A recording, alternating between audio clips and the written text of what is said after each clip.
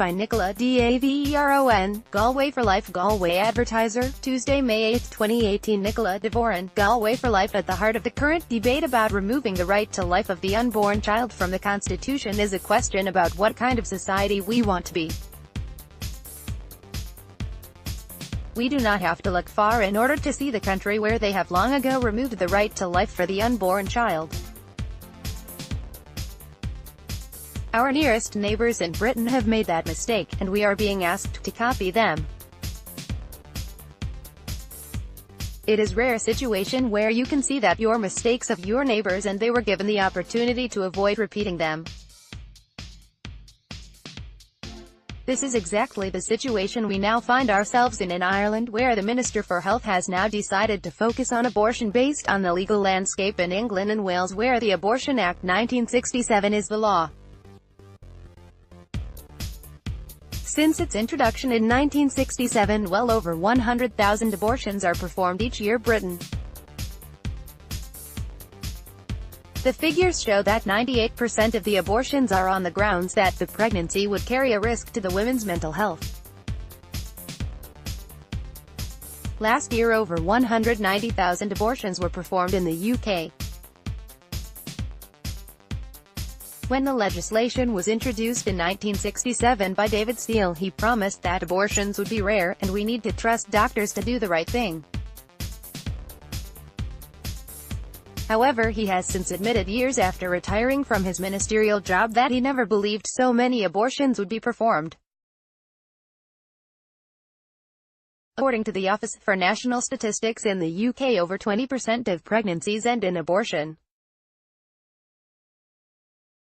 That's 1 in 5. Is this what we want to see for our country? Surely we know now that the guarantees of the British politicians in 1967 turned out to be hollow. How can we trust Minister Simon Harris's guarantees in 2018? Sadly, the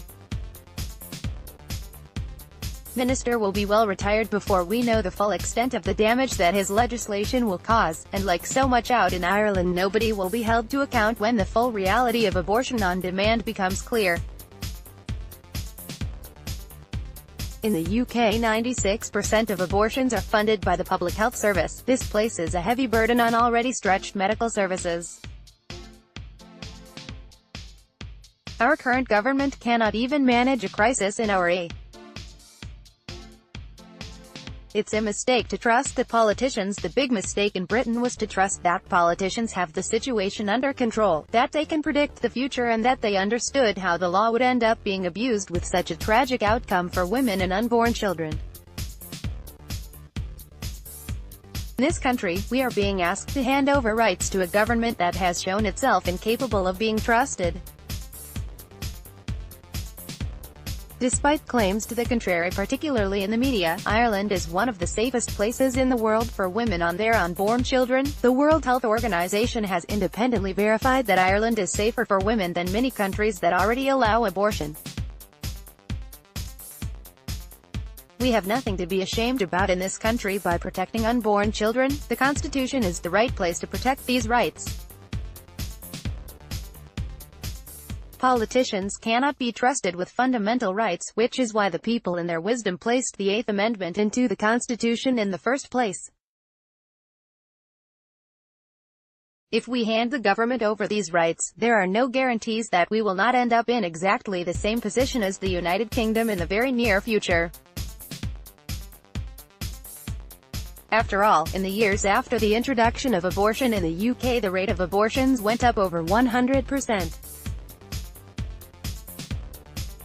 We haven't even had a discussion in this country about the lives that have been saved by the 8th Amendment, yet an independent actuary has shown that over 100,000 lives have been saved since at least the early 1990s by the 8th Amendment. That's the entire population of Galway City and its suburbs. This referendum is not about tragic cases, or even about women who use the abortion pill, which will still be illegal to import if the government wins. The minister chose not to address these issues. Instead, he opted to introduce abortion without any restriction for the first 3 months and up to 6 months for mental health. This is further than the British law, and is basically a blueprint for abortion on demand.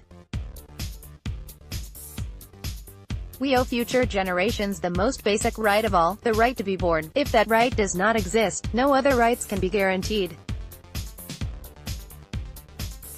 If we allow the Minister for Health and the government to win this referendum, they will introduce abortion on demand like the UK. This is what the minister has promised.